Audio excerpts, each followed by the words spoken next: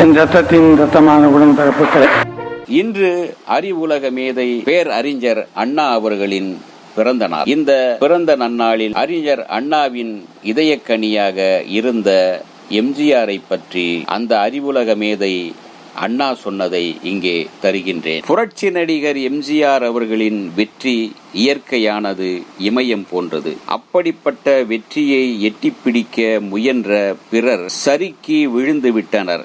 இந்த இயற்கை தன்மை வாய்ந்த வெற்றியின் காரணத்தை அறிய முயல்வது வீணான செயலாகும். மயிலின் தோகைக்கு அழகு வந்தது எந்த வண்ணத்தால்? நீல நிறத்தாலா, பச்சை நிறத்தாலா, அல்லது மஞ்சள் கலந்த பொன்னிறத்தாலா என்று யாராவது ஆராய்ந்தால் அது எவ்வளவு வீணான செயலோ அப்படிப்பட்ட செயல் புரட்சி நடிகர் எம்ஜிஆர் அவர்களின் வெற்றியை ஆராய்வது. புரட்சி நடிகர் எம்ஜிஆர் அவர்கள் எந்த துறையை மேற்கொண்டாலும் அதில் வெற்றி காண்பார். நடிகராக மட்டுமல்லாமல் கதாசிரியராகவோ, பாடலாசிரியராகவோ, இசை அமைப்பாளராகவோ, இயக்குனராகவோ பணியாற்றினாலும் அந்த துறையிலும் அவர் முழு வெற்றி காண்பார். அவ்வளவு ஏன், நாளை ஒரு நாள் அரசியலில் பொறுப்பேற்று செயல்பட்டால் அதிலும் அவருடைய தனி முத்திரை பதிக்கப்படும் என்று 1965 எங்க வீட்டு பிள்ளை படத்தின் வெள்ளி விழாவில் அறிஞர் அண்ணா சொன்னார். ஆகவே அப்போதே புரட்சி தலைவர் எம்ஜிஆர் எதிர்காலத்தில் அரசியலுக்கு வந்தாலும் வெற்றி பெறுவார். அவர் சினிமா துறையில் வெற்றி பெற்றது போலவே அரசியலிலும் வெற்றி கொடி நாட்டுவார் என்று அன்றே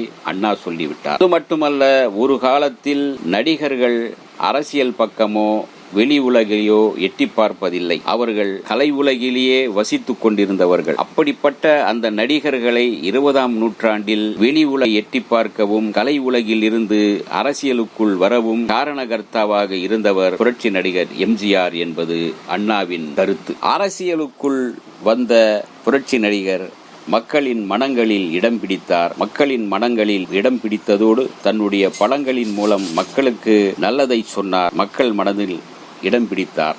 மக்களுக்காக உழைத்தார். மக்களுடன் கைகோர்த்து நின்றார். இதே போல மற்ற நடிகர்களும் புரட்சி நடிகராக வேண்டும், நாமும் புகழ் பெற வேண்டும் என்று நினைத்தனர். புரட்சி நடிகரே சேர்ந்து விட்டாரே, நாமும் புகுந்தால் என்ன அரசியலுக்குள் என்று சேர்ந்தவர்கள் சிலர் உண்டு. புரட்சி நடிகர் நல்லவர், அதனால் அவர் புகுந்துள்ள கட்சியும் நல்லதாக தான் இருக்கும் என்று பங்கு கொண்டார்கள் சிலர். புரட்சி நடிகரின் தயவு நமக்கு வேண்டும், ஆகவே அவரது கட்சியின் கொள்கையும் நமக்கு வேண்டும் என்று ஒப்புக்கொண்டனர் சிலர். பொதுவாக அகம் புறம் என்று கூறப்படுவனவற்றுக்கு பல வகையான கருத்துக்களை கூறுகின்றனர். அவற்றில் எது சிறந்தது என்று வாதிடுகின்றனர். அவற்றுக்கு இரத்தன சுருக்கமாக ஒன்றை கூற வேண்டுமானால் எண்ணம் என்பது அகம் என்றும் செயல் என்பது புறம் என்றும் கூறலாம். இவற்றில் சிறந்தது அகமா புறமா?